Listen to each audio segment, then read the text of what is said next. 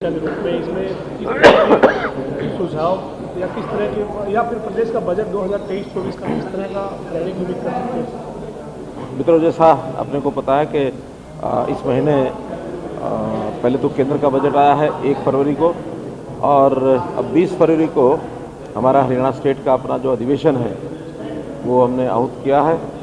Budget का session है। प्रारंभ में राज्यपाल महोदय के भाषण पर चर्चा होती है, धन्यवाद ज्ञापित किया जाता है, उसके बाद बजट पेश किया जाता है। आज विभिन्न जो विभाग सारे हैं उनके सबके एडमिनिस्ट्रेटिव सेक्रेटरीज, उनके एचओडीज और हमारे जो मंत्रिमंडल के साथी सब आज बैठे थे और बहुत एक प्रकार से विचार किया जाता मोटा मोटा कि भी कौन कौन सी योजनाएं हमारी पिछले सालों की जो चल रही हैं उसमें आगे उनको किसको बढ़ाना है, किस में थोड़ा मॉडिफाई करना है, कौन सी नई योजनाएं बनाई जाएंगी और किस प्रकार का बजट होना चाहिए। हर विभाग के अनुसार भी चर्चा होती है मोटी मोटी, लेकिन कोई चीज़ फाइनल नहीं होती है क्योंकि एक फीडबैक मिलता है और उस फीडबैक के आधार पर नई योजनाएं बनाने के लिए उनके पास समय होता है। 20 तारीख को हमारा सेशन शुरू होगा और उससे कुछ दिन पहले तक सब सुझाव हमारे पास आ जाएंगे।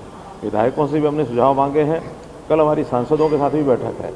अलग अलग जो स्टेक होल्डर्स हैं उनकी बैठकें भी इन अगले 4-5 दिनों में होंगी। और केंद्र का जो बजट आया है उस बजट में भी जो चीज़ें हरियाणा के नाते से हम ज़्यादा वहाँ से लाभ ले सकते हैं उसके बारे में भी आज हमने उनको बताया है। जैसे आरआरटीएस, उसमें लगभग 3600 करोड़ रुपया और रखा गया है। उसके अंदर मेजर पोर्शन हरियाणा का जो आता है सराय काले खां से करनाल तक और फिर सराय काले खां से शाहजहाँपुर तक, जो 2 आरआरटीएस की लेग्स हैं उसमें हरियाणा का बड़ा पोर्शन है, उसमें हम उसका लाभ उठाएंगे। ऐसे हर एक मेडिकल कॉलेज के साथ एक नर्सिंग कॉलेज हो तो 6 मेडिकल कॉलेज हमारे जो नए बन रहे हैं, 6 नर्सिंग कॉलेजेस, उसका हम लाभ लेने वाले हैं।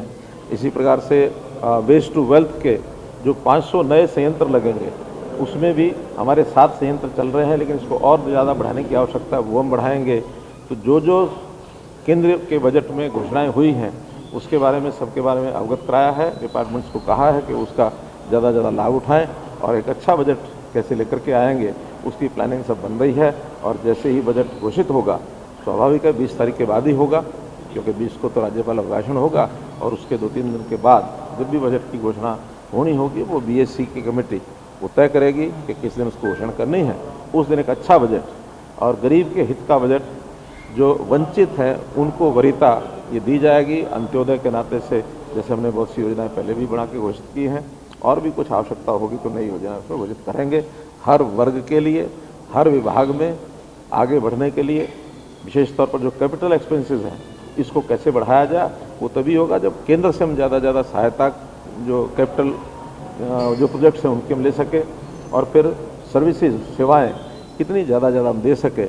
ये सारा बजट हमारा जब घोषित होगा तब आपको बताएंगे। सर विपक्ष चलने नहीं दे रहा है। आज राहुल गांधी जी ने फिर गंभीर आरोप प्रधानमंत्री पर लगाए हैं।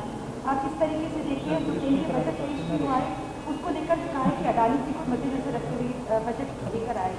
डेमोक्रेसी में किसी व्यवस्था को रोकना ये अपने आप में लोकतंत्र का एक विरोध होता है। लोकतंत्र में अपनी बात कहनी चाहिए, बात कह करके, और कोई भी बात है, छोटी बड़ी बात सभी संवाद से ही सुलझती है।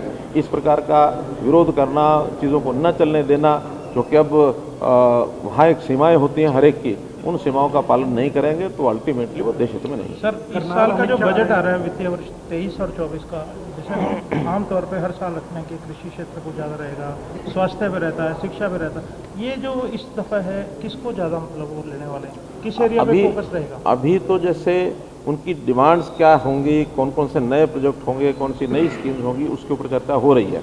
कुछ दिन के बाद इसका एक खाका जब बनेगा फिर मंत्रिमंडल की हमारी जो अनौपचारिक बैठक होगी उसमें हम तय करेंगे कि कैसा आगे खाका खींचना है। फिर भी हमेशा जो वेलफेयर की गवर्नमेंट होती है वो जो वंचित होते हैं, डिजर्व करते हैं, जो समाज का एक प्रकार से जो पिछड़ गया वर्ग होता है, बीपीएल जिसको कहते हैं, उसकी योजनाएं ज़्यादा बनाई जाती हैं। और रोज़गार के नाते जिन योजनाओं में रोज़गार ज़्यादा मिले उसकी योजनाएं बनाई जाती हैं। ये दोनों हमारी प्रायोरिटीज हैं। अमित शाह जी एक प्रकार के सरकारी कार्यक्रम में आ रहे हैं। एक कार्यक्रम होम डिपार्टमेंट का है। हरियाणा पुलिस को कलर मिला है, केवल 11-12 राज्यों को ही अपना कलर मिला हुआ है, तो हरियाणा राज्य को अपना पुलिस को कलर मिला है। वो कलर भेंट करने के लिए गृह मंत्री जी स्वयं आएंगे। इसी प्रकार का वो चूँकि सहकारिता मंत्री हैं तो सहकारिता का भी एक कार्यक्रम वहाँ रखा गया है। 2 इस प्रकार के सारी सरकारी कार्यक्रम होंगे जिसके अंदर वो आएंगे।